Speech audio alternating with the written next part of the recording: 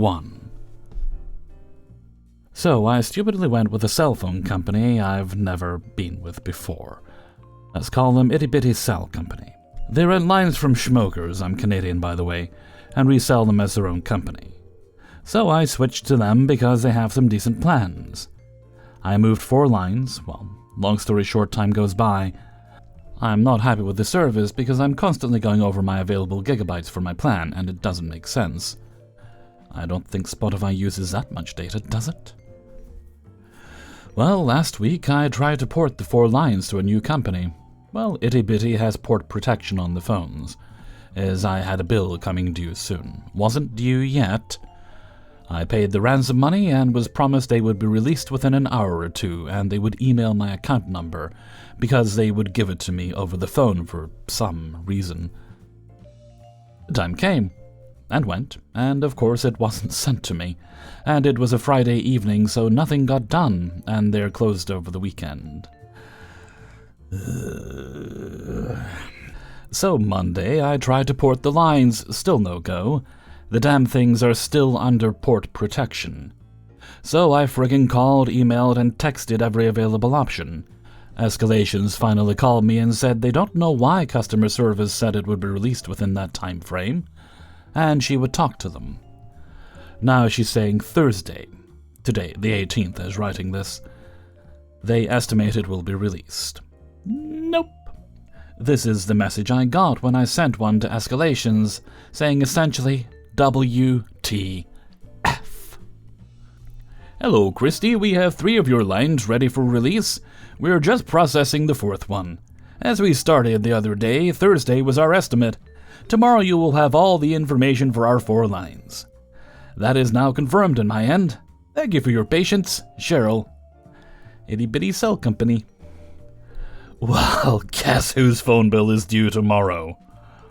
Wanna bet those lines are gonna be held until it's paid? This is extortion, and they're holding my cell numbers hostage. I have to keep mine and my husband's numbers because he's waiting on a kidney transplant, and we definitely don't want to miss that call. It's too much BS to change numbers and update everyone. I can't risk it. Has anyone else been with this company? I found them on Facebook, my first mistake. And everything was done via text and email, my second mistake. I should have known. Any suggestions? Would contacting the CRTC help me? Is anyone out there? 2. The other night I stopped to get gas on my way to work. All was good. I was about an hour early since I like to chill in the parking lot and mentally prepare for my long shifts. I go into the station to get a couple of things and ask for a 40 on the pump I'm at. All is normal. Go out, try to pump my gas and nothing happens. I try a few times and still nothing. I went back inside, wait for the couple of people in front of me to finish and tell Bob it's not working. He checks his computer and says it's already pumping. Then says the spot on the other side from where I am. We rush outside and stop the guy pumping my gas, Joe. Bob's English was quite good, but accented, and Joe wasn't understanding, so I explained to him the confusion. At this point, I wasn't trying to place blame on Bob or anything. We're all human, and humans make mistakes. Bob suggests Joe move to the pump in front, and I move to the one I've paid for, and just use what's left. But Joe already used $15, which I don't have the money to just buy random people gas at all, so I said no. Normally, I'd just say, Joe, buy me the same amount of gas as he used. But he was filling a company car with a company card. Asking him to do that would put him in the exact position I was in, and I doubt his company would have been okay with him paying me back the gas with the company card. Bob has not suggested anything useful by this point. Basically, I take the loss and use what was left, which was annoying me to no end. So I start considering calling the company, explaining to them what happened and asking for a refund on the $15-ish in gas I didn't receive. Then Bob suggests I pay another $40 for gas, still taking the loss on what I didn't get. I refuse because I thought it was asinine to make me pay twice for his mistake. Bob goes back inside because there are other customers. Joe takes the opportunity to move to another pump and do his own thing, and I follow Bob back inside.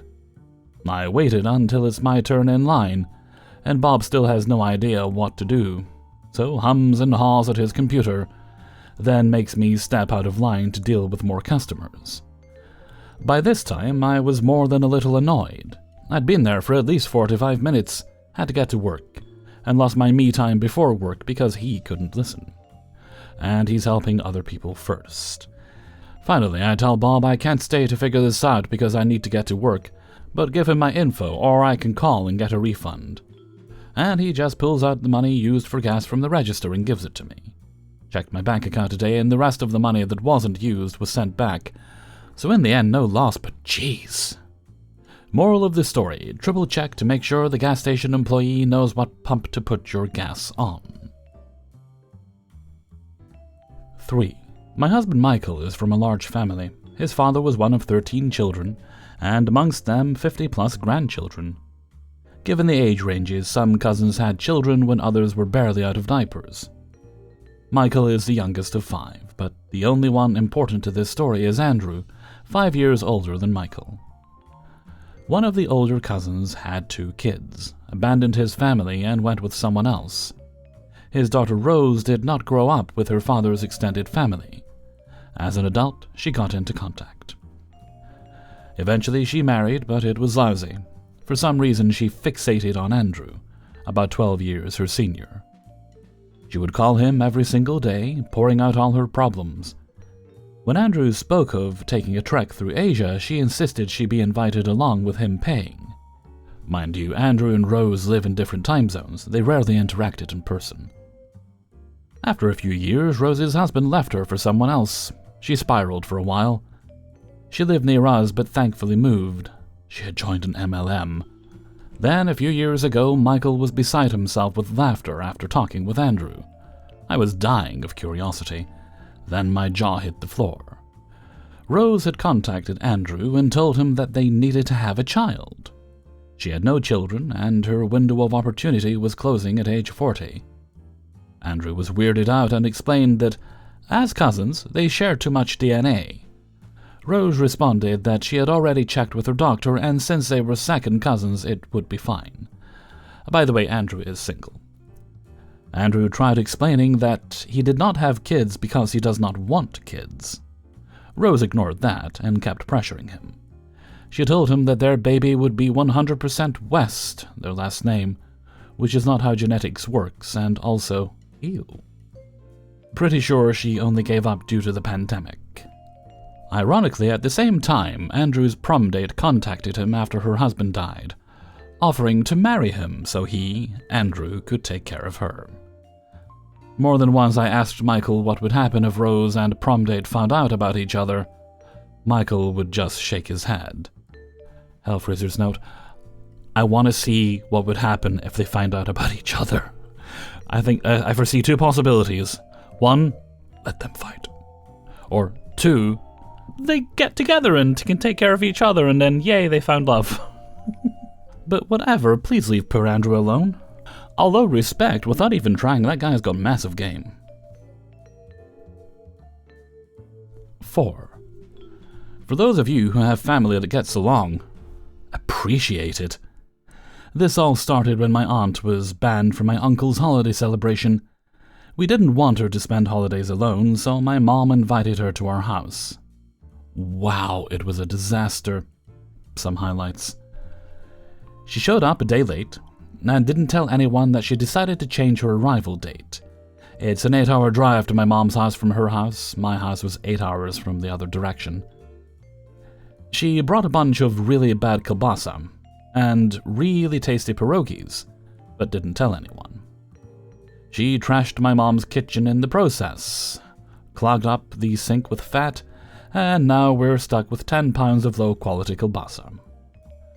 She hid it in the freezer, and we didn't find it for a few weeks.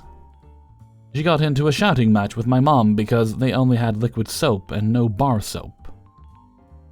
Hellfreezer's note, liquid soap is superior, especially for washing your hands. On Christmas Eve, we always go to Olive Garden. That is because we don't want to cook. and it's the only place open. For some reason, this made her extremely upset, so we tried to go to this Mexican place instead. They decided to close early, so we ended up at Olive Garden. She ordered the chicken parmesan, and didn't understand it was fried, and was extremely upset for some reason. We wanted to take the rest of the chicken parm as leftovers, which made her extremely upset, because no one should eat chicken parm on Christmas. I happily had it for lunch. My dog growled at her dog, and she branded my pooch as a vicious animal. Instead of introducing them and trying to get them to get along, she locked herself in her room for the most of the rest of the stay, because she was afraid of my mean dog. She wanted to watch football on Peacock, and was extremely upset that the game lagged a couple of times. Ooh, thank God the Bills didn't lose. On Christmas morning, my mom made poached eggs, which were apparently too wet. My mom lost it and told her to make her own fucking eggs. They spent the next hour shouting at each other. Aunt and my dad decide to go to lunch. We don't go for a number of reasons I won't go into. After the church, she confronted the priest because she didn't like the subject of the sermon. The priest was shocked and just said, "Thank you." After church, she came back to the house and complained there were too many black people at the church. We do not tolerate racism and told her to stop it now. She was infuriated we didn't have a bag of ice, only the little stupid ice trays. One thing led to another, and my mom and aunt ended up in another shouting match because my mom didn't want to have leftover kielbasa for Christmas dinner. She yelled at my mom for being a housewife, moving away from New York, etc. It was visceral. Finally, we spotted her packing up her car, and it looked like she was about to drive back, 8 hours or so, but probably 5 with Christmas levels of traffic. My dad talked her out of leaving. We actually got out the booze and had a pleasant Christmas dinner. I regaled the table with stories from my year in China. Lesson learned is don't bring food to someone else's house without asking. And for those of you who have family that get along, well, good for you. So, at work, a guy, the Kevin of the story, comes in wanting to return a game he had bought in another state. I'm on my 4th week of working at this store, and the manager on duty was busy, so I went to process the return. I start off by scanning the game, then the receipt. Our system says they can't find the purchase history. So I look Kevin up in our customer lookup software. No history of purchase of the game. All the while that this is happening, Kevin is on his phone giving attitude and just generally being mad about the wait time. Remember, I'm still 4 weeks into this job. The manager on duty helps me to input the receipt manually, and we get an error. My manager says we can either call the store the purchase was made, or we can accept the return and give the customer his money. I first tried calling the store the original purchase was made, no dice. So I eventually just accept the return and tell Kevin he'll be getting $60 back. Kevin gets mad, like super angry, and says, "I paid $70 for this." And with the sales tax he did, but the location he was doing the return wouldn't give him the sales tax back.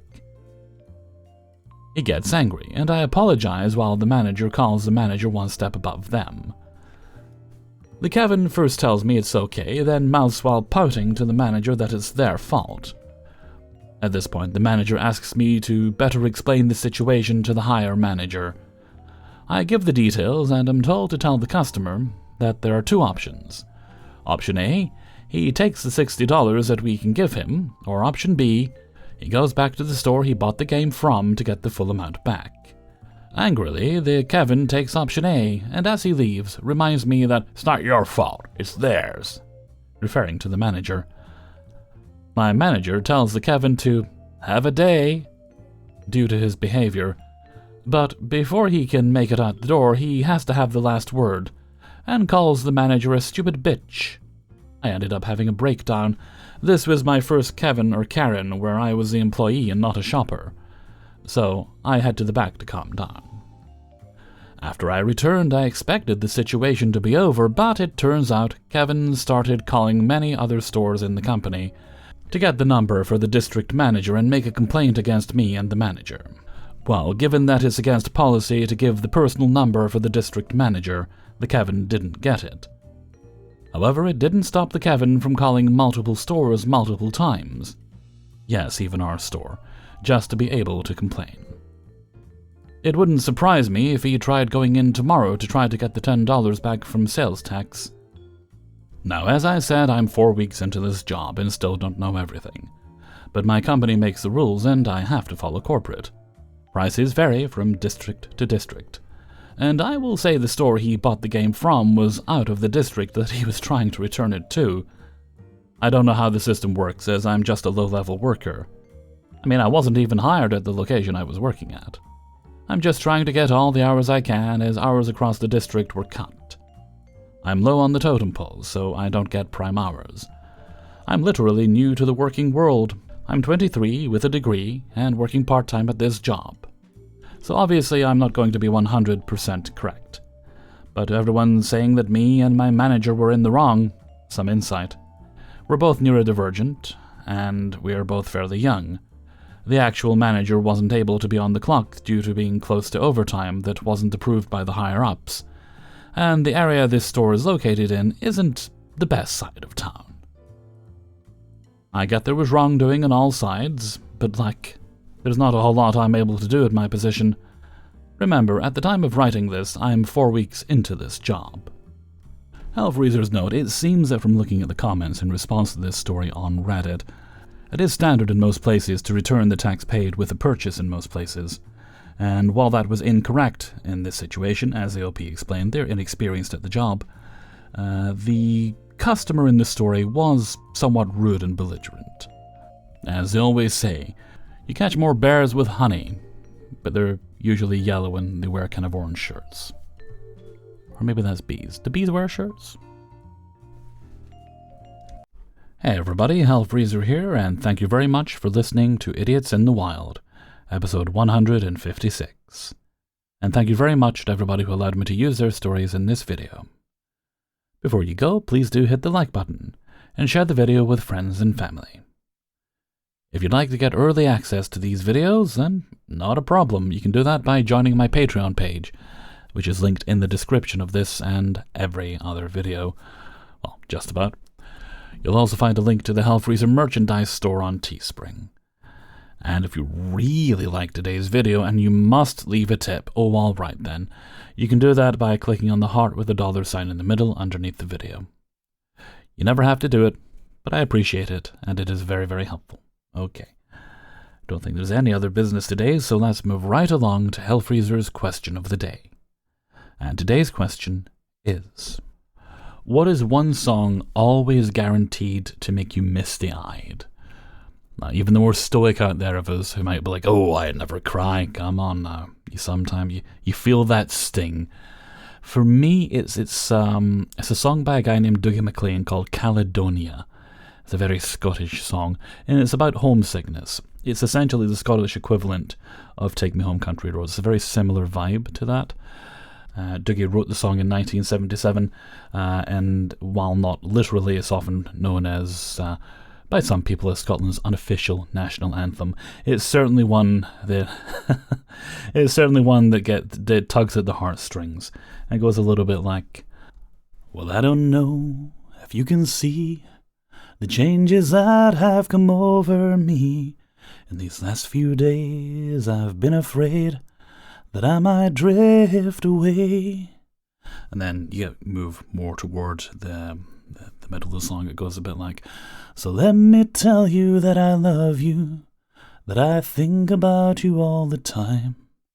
Caledonia, you're calling me, and now I'm going home. Caledonia being a Latin word for Scotland, a very beautiful word, I think. I do quite like it. And while there are many covers on YouTube, I'll stop there. And I love it. There's many, many versions of it. The first one I actually recall hearing was by another Scotsman called Frankie Miller. He did a wonderful version of it, but you don't quite hear the Scottishness in his voice as much as you do when Dougie MacLeod sings it. A wonderful song. I recommend you all check it out if you get the chance. So why don't you let me know what yours are in a comment below. And before we go, I'd like to have the answer of the day from a previous video. And today's answer comes from Idiots in the Wild, episode 101. And I believe the question is, what was a hobby that makes no sense to you whatsoever? And today's answer comes from Sean O'Ray. Fishing. Not subsistence fishing or commercial fishing, but just heading down to the lake, river, or ocean and casting a line out. I've lived by the ocean my whole life, and I've never been able to see the activity as anything other than a boring waste of time. Thank you very much for your answer, Sean. And with that, I'm going to head off for now. So until next time, thank you very much for listening, and take very good care of yourself.